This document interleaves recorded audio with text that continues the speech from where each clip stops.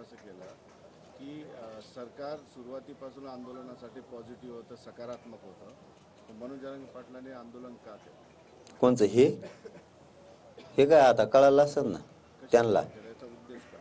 कारण सरकार सकारात्मक होतं असं ते मग म्हणतात. आम्ही कुठं म्हणतो सकारात्मक नाही म्हणून, आम्ही म्हणतो तो सकारात्मकच आहे.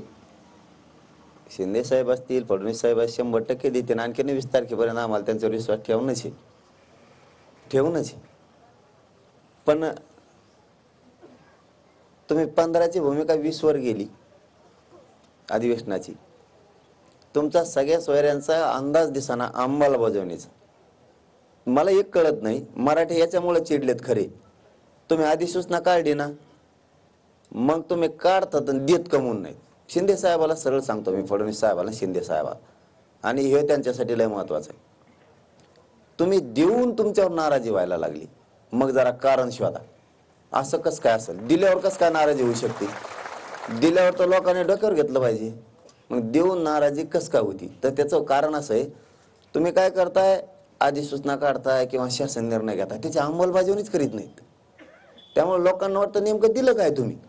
आता तुम्ही अधिसूचना काढली ना, फडणवीस साहेबांनी आणि शिंदे साहेबांनी बिनधास्तपणे त्याची अंमलबजावणी केली पाहिजे. बिनधास्तपणे तुम्ही नाही केली आणि तुम्ही हे दोन्ही आरक्षण दिले आता, मागासवर्ग आयोगाच्या माध्यमातून बी आणि कुणबींचं पण, तरी तुमच्यावर प्रचंड रोषच मराठ्यांचा राहणार आहे. कारण तुम्हाला आम्हाला जे मराठ्यांना खरं पाहिजे ते नाही. कारण आम्ही शेतकरी आहेत. कुणबी शब्द अजून आहे बाबा, अडाणी लोकांचा शब्द होता. कुणबी म्हणजे शेतकरी, आणि शेती करायला काय लाजायचं? लाजायचं आणि तुम्हाला शेतीला सगळ्यांची जमीन विकून टाका आणि चंद्रावर राहायला जा. मग त्याला काय लाजायचंय?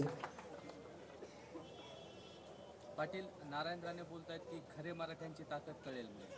खरे मराठी कोण आहेत म्हणजे आपली ताकद ओळखावी आणि अंथरुणावर पडून राहावं, नाटके करावीत, असं नारायण राणे म्हणाले. मला आणखीन एवढ्या वेळेस त्यांना सुट्टी द्यायची.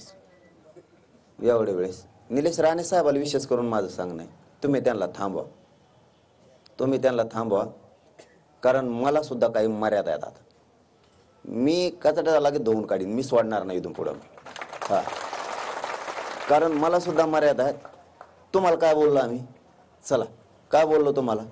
नारायण राणे साहेब या शब्दाबद्दल माझ्या तोंडातून बरं शब्द आहे का? अरे बाबा, नरेंद्र मोदी साहेबाला सुद्धा स्वाभिमान आहे ओबीसीचा. कारण त्यांनी 2 भाषणात असं बोललेलं आहे. ती उदाहरणार्थ जर आम्ही त्यांना बोललो असतो तर तुम्ही तर आता छाती पिढीत मराठा, मी तर मराठ्याकडून बोललो, मग तुम्ही आमच्याकडून बोलायला पाहिजे. तुमचा काय संबंध रे त्याच्याकडून बोलायचं त्यांच्याकडून बोलायचं? काय समज? तुम्हाला बोललो आम्ही काही? तुमच्याबद्दल काही शब्द काढला? तुम्ही कोण त्याची रिवाडणार त्यांची तिकडची? तुम्ही कोण?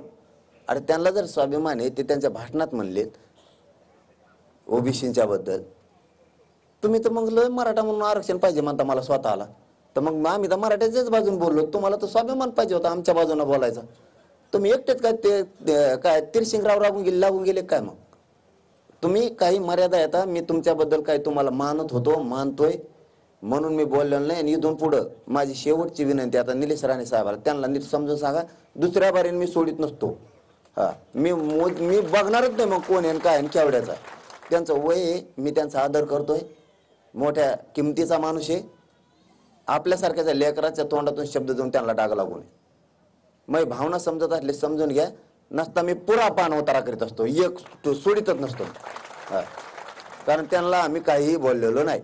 असं त्यांचं झालं 5 वेळेस, आणि 5 वेळेस आम्ही त्यांना सांगितलं की तुम्ही बोलू नका, पण त्यांना काय दम निघत नाही.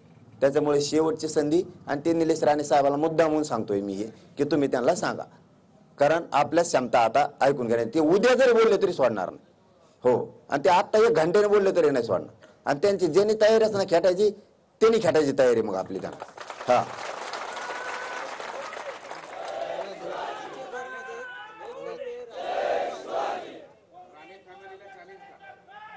ते जर मला म्हणत असले मराठ्यांची काय ताकद आहे, मला चॅलेंज देत असले ना, ते जर मला चॅलेंज देत असले ना, तर मग मी बी लय नमुना आहे. ते जवळपास त्यांना बऱ्याच जणांना माहिती आहे. मग हा, त्यांना बी माहिती आहे मग मी काय ते, मी बी मराठाचे ना. मग पण आपल्यात आपल्याला अपमान नाही करायचा म्हणून मी आता बहुत गप्प बसलेलो होतो.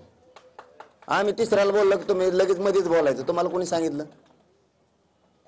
तुम्हाला कोणी बोलायला सांगितलं? आम्ही तुमच्या विरोधात एक शब्द तुम्हाला जर जातीचा एवढा स्वाभिमान आहे तर आम्ही जातीकडून बोलतो, त्या टायमाला तुम्ही आमच्याकडून बोलायला पाहिजे. आम्ही तिसऱ्याला बोललो की हे मध्येच पडत येत लगेच. तुम्ही काय ठेका घेतला का? तुम्ही मध्ये पडाल, तुम्ही गुंड आहेत. आणि इथं सामान्य मराठी काय कच्चे समजेल काय तुम्ही? मग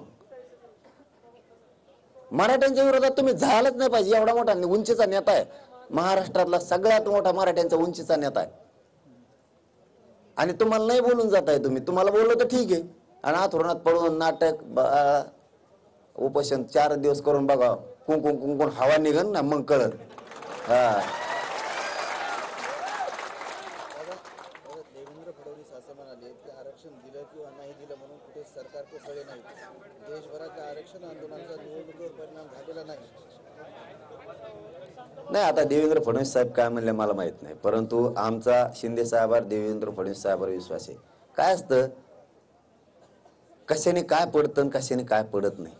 आरक्षण दिलं सरकार पडतं का नाही पडतं मला नाही माहित, पण मराठी काही करू शकतात एवढं मात्र मला माहिती.